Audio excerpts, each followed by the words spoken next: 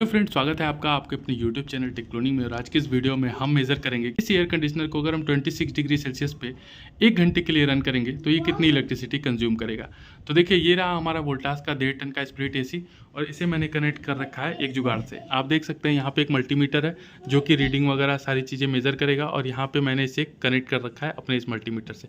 अभी आप देख सकते हैं कि हमारा एसी चूँकि ऑन नहीं है, यहाँ देखिए पावर का सिंबल बन के आ रहा है, इसका मतलब हमारा एसी ऑन नहीं है, इसलिए यहाँ पे वॉट कंजप्शन 26 सेव दिखा रहा है। जैसे ही ये ऑन होगा ये 1000, 1200, 1500, इवन 1700 डिग्री सेल्सियस भी चला जाता है।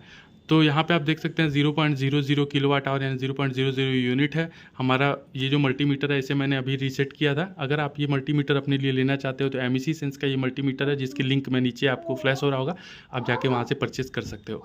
ठीक है फ्रेंड, तो चलिए सबसे पहले हमने इसे रीसेट कर ही रखा है और सबसे पहले अपने एयर कंडीशनर को ऑन करते हैं। बट उससे पहले आपको 2-3 चीज़ें पता होनी चाहिए। अपने एयर कंडीशनर को जिस कमरे में आपने लगाया है वो कमरा कितना बड़ा है। तो मेरा जो कमरा है वो 10 बाई 11 स्क्वायर फीट का है।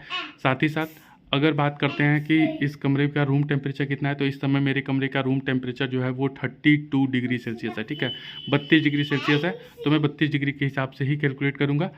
हो सकता है कि आप जब ये वीडियो देख रहे हो उस समय गर्मी कुछ ज़्यादा पड़ रही हो या गर्मी कम पड़ रही हो, तो उस हिसाब से इलेक्ट्रिसिटी कंजप्शन भी वेरी करता है, क्योंकि एसी का जो इलेक्ट्रिसिटी कंजप्शन होता है वो पूरी तरीके से आउटडोर टेम्परेचर पर डिपेंड करता है। यानी कि बाहर गर्मी कितनी है, अगर गर्मी 40 डिग्री सेल्सियस है तो डेफिनेटली सेम डिग्री सेल्सियस पे आप मान लीजिए 26 पे ही चलाओगे अपने एयर कंडीशनर को, बट इलेक्ट्रिसिटी ज़्यादा कंज्यूम करेगा। लेकिन अगर बाहर गर्मी कम है, बरसात का मौसम है या नॉर्मल मौसम है, तो उस कंडीशन में आप अगर अपने एसी को चलाते हो तो डेफिनेटली आपका एसी इलेक्ट्रिसिटी कम कंज्यूम करता है। ठीक है, तो चलिए सबसे पहले हम अपने एसी को ऑन करते हैं और इसे रखते हैं 26 डिग्री सेल्सियस पे। तो ओह चलिए, बाय डिफ़ॉल्ट ये 26 डिग्री सेल्सियस पर ही है।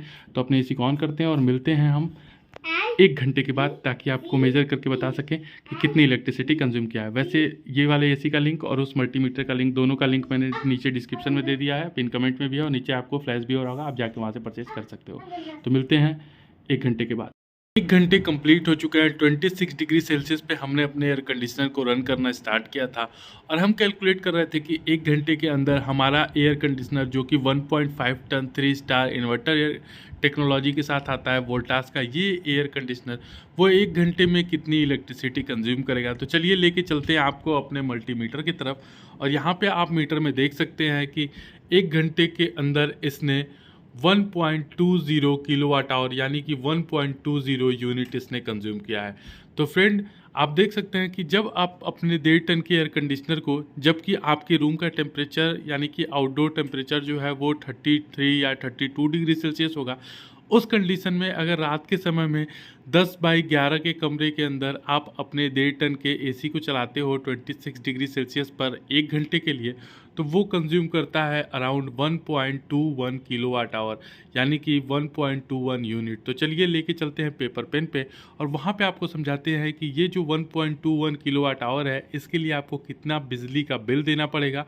और साथ ही साथ अगर आप पूरे महीने के हिसाब से कैलकुलेट करोगे तो आपको महीने के लास्ट में कितना इलेक्ट्रिसिटी बिल जनरेट होगा। ठीक है, तो चलिए पेपर पेन पे लेके चलते हैं और आपको समझाते हैं पूरी की पूरी कैलकुलेशन।